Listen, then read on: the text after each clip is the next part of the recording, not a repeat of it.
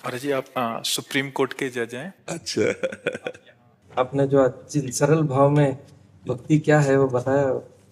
धन्यवाद महाराज जी। आज जी प्रयास यही रहता है हमारा तो कि जी। कार्य करते करते स्मरण होता रहे। हाँ बिल्कुल, अपने कर्तव्य को ही पूजा समझे।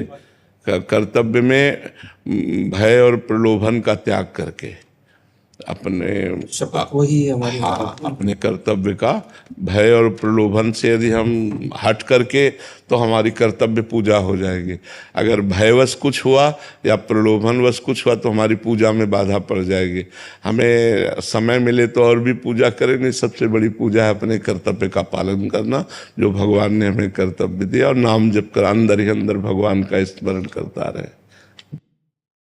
महाराज जी जरूरी नहीं है कि तिलक कंठी और ये सब बांधा या मंदिर जा रहा है वही भक्त है, अपने कर्म क्षेत्र में भी धर्म देखो, पूर्वक कार्य कर रहा है। ये आचार्य परंपरागत दिए हुए भेष हैं। ये भगवत मार्ग के चिन्ह हैं। जैसे हम तिलक लगाए हैं, जटा रखाए हैं, कपड़ा पहने, ये हमारे सांप्रदायिक वेश हैं, साधु के वेश हैं। लेकिन अंदर से साधुता ना हो और वेश हो तो भगवत प्राप्ति तो होने वाली नहीं। और वेश ना हो और अंदर से वो साधुता हो तो निश्चित उसको भगवत प्राप्ति हो जाएगी। तो ये जरूरी नहीं है, जरूरी है ये अपने कर्तव्य का पालन करते हुए भगवान का नाम जप करना। बोले आपके उदाहरण की हो, हमारे भाग्य में लिखा है, हमारे भाग्य में लिखा है कि तुम्हें बचपन से बाबा जी बनना पड़ेगा। तो बचपन से बाबा जी है, हमारे भाग्य में भेष ये लिखा हुआ है, इनके भाग्य में लिखा हुआ है जटाजूट तुम्हें पहले धारण करना पड़ेगा, बाबा जी बनना पड़ेगा। खास बात है भगवान का भजन करना, खास बात है भगवान के द्वारा प्राप्त कर्तव्य कर्म का पालन करना। वैसे हम सही बताएं, बहुत बढ़िया जीवन है यदि गृहस्थ धर्म से सही चला जाए तो, क्योंकि साधु भी गृहस्थी से ही पैदा होते हैं और साधुओं का पोषण भी गृहस्थी से ही होता है और भगवान का अवतार भी गृहस्थी में ही होता है। गृहस्थ धर्म बहुत बढ़िया धर्म है यदि धर्म से चला जाए, पर इतना प्रपंच है कि भजन करना कठिन है। नहीं, इतना मतलब एक चैप्टर हो तो निपटा ले, इतने चैप्टर हैं कि दिमाग जो है उसी में बटा रहता है।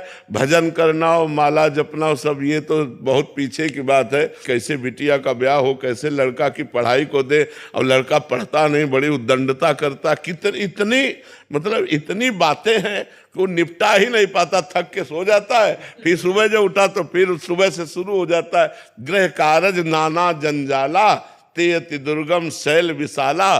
तो यही सर आवत अति कठिनाई, राम कृपा बिनु आई न जाए। नहीं तो बहुत बढ़िया धर्म है, आप अपने धर्म का पालन करते हुए नाम जप करो, आप एक संत हो। गंदा भोजन मत करो, गंदे आचरण मत करो, तो आप संत हो। और संत होकर रुपया पैसा, खान पान, नाना प्रकार की भोग सामग्री, तो भाई भगवत प्राप्ति नहीं होगी। वेश से भगवत प्राप्ति नहीं होती, उद्देश्य से भगवत प्राप्ति होती है। वेश तो प्रारब्धानुसार जन्म जन्मांतरों का सुकृत उदय होता है, तब विरक्त मार्ग मिलता है कि एकांत में भगवान का चिंतन। हमारे पास एक ही चिंतन है, भगवान का चिंतन करो। कोई और न लड़का, न बच्चा, न परिवार, और न स्वयं खाने की चिंता। स्वयं खाने की चिंता नहीं, भगवान दे रहे हैं, ना दे तो भूखे भी रहे हैं। जैसे भगवान रखे वैसे कोई चिंता नहीं, केवल भगवान का भजन, ये भगवान ने दिया है। लेकिन आप दूसरों की चिंता करते हुए भजन कर रहे हैं, ये बहुत बड़ी बात है। एक कोई काम गृहस्थी का दे दो तो हम परेशान हो जाए। तुम्हारे पास 100 काम है फिर भी राधा राधा कर रहे हो, विचार करके देखो। 100 काम है फिर भी आप समय निकाल के राधा राधा कर रहे हो, बहुत बड़ी बात है। एक बार किसी संत ने कहा कि आप गृहस्थ भक्त को प्रभु श्रेष्ठ मानते हैं या विरक्त भक्त को? तो भगवान ने कहा गृहस्थ भक्त को। विरक्त तो रात दिन हमारे में लगे हुए हैं, लेकिन तो उन्होंने कहा प्रभु विरक्त तो सर्वश्रेष्ठ है, क्योंकि सब कुछ त्याग कर आपके लिए। तो उनका एक काम करो, इस प्रश्न का उत्तर बाद में देंगे। एक बड़ा सा कटोरा दिया और घी भरा और कहा हमारे इसके राउंड लगाओ आसन के, एक बूंद अगर घी गिरा तो सुदर्शन चक्र पीछे है। अरे बोले प्रभु समस्या में डाल दिया। बोले एक राउंड लगाओ, पूरा राउंड लगा के आए। बोले कई बार हमारा भजन किए? बोले भजन वो पीछे सुदर्शन चक्र, ये हमारा पूरा चिंतन था कि एक बूंद न गिरे। तो बोले सोचो तुम्हें एक काम दिया है कि घी एक बूंद गिरने ना पावे, तो तुम एको बार नाम नहीं जप किए। और गृहस्थी में सैकड़ों काम है और वो सब काम निपटाता हुआ भी राम राम कृष्ण कृष्ण हरि हरि रटता है। इसलिए वो गृहस्थ धर्म से ही सब धर्मों का पालन होता है, सब धर्मों का पालन होता है। पर आप अगर भगवान का भजन कर ले तो सर्वश्रेष्ठ संत हैं, क्योंकि संतों की भी सेवा, परिवार की भी सेवा, समाज की भी सेवा और भगवान का भी भजन कितनी बड़ी बात है।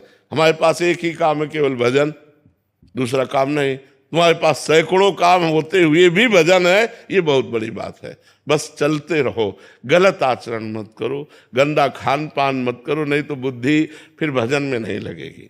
महाराज जी, ग्रस्त की बात हो रही है तो मतलब एक सदग्रस्त को जो अभी तक तो ठीक है संसार में, बट अभी उसको प्रारंभिक अवस्था में उसकी दिनचर्या क्या होनी चाहिए? दिनचर्या में क्या उसको मतलब अपने सारे गृह कार्य और अपनी जॉब आदि करते हुए भी कैसे भजन को प्राप्त हो? देखो, कोई समय नहीं दे सकते, इसलिए कि कोई कोई नाइट ड्यूटी करता है, कोई कोई रात की ड्यूटी करता है। अब हम कहते हैं सुबह 4 बजे उठना ही चाहिए, वो 2 ढाई बजे 3 बजे 4 बजे आया है, अब वो उठेगा कि स्नान करेगा कि सोएगा जाके? हमें लगता है जब हमें समय मिले गृहस्थी में, अब सुबह से कई ऐसे कार्य होते हैं, अब रात में पानी लगाना है किसान को, अलग अलग कई ऐसे कार्य होते हैं, व्यापार में उसको विदेश जाना है, ऐसे कई कार्य होते हैं जिनसे गृहस्थी में एक दिनचर्या नहीं रह सकती, एक दिनचर्या नहीं रह सकती। तो सबसे बड़ी गृहस्थी की साधना है कि हमारे दरवाजे से कोई भूखा ना जाए और हमारे अंदर नाम चलता रहे, बस सबसे बड़ी साधना है। आप जो कर्म कर रहे हो वो कर्म करो और नाम को पकड़ लो। नाम अगर चलता रहा तो आप जीत जाओगे माया पर।